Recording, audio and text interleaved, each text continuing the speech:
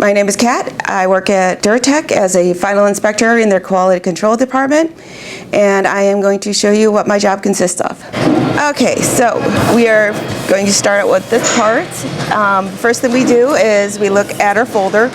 We check over all the information. We match them up to all the paperwork that's in there, including our Ceredex, our defect tally sheets, and we also look at what rev it is.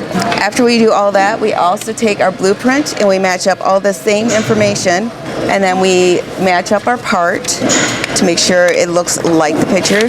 Sometimes they're colored, sometimes they're not, but we just want to make sure that the shape, any writing, any colors listed, anything on there is matching the part that you have.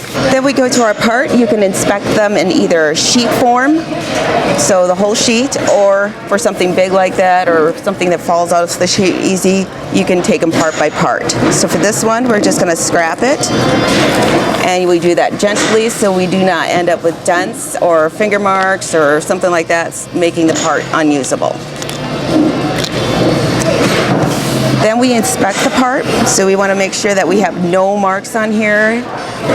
We do have our workman standards, so if we do find one, which this one's pretty good, except for right up in this corner, we have a void. So we have this little white dot.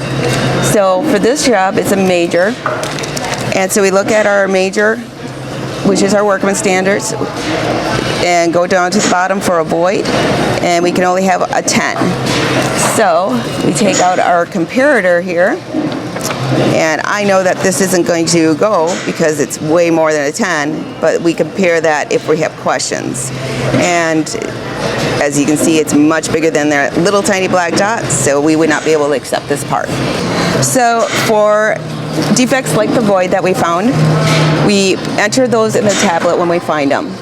So for this one, it's a void in the screening, so we are going to enter it under screening voids, and we just hit the button and then it's in. We try our best to put whatever reason the part's being rejected under the correct department and the closest explanation for what is wrong with it.